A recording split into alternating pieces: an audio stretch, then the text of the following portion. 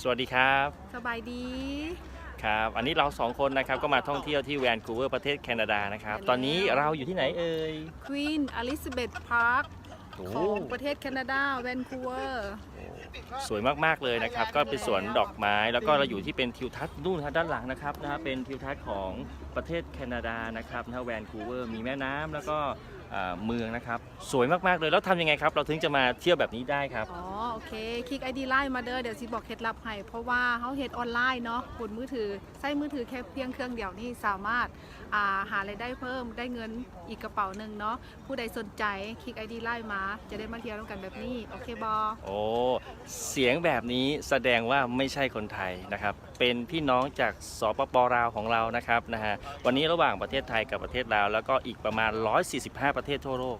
ก็สามารถทำธุรกิจนี้ได้ ถ้าคุณเป็นคนหนึ่งนะครับอยากประสบความสำเร็จในชีวิตและมีทริปท่องเที่ยวฟรีๆดีแบบนี้ให้ติดต่อ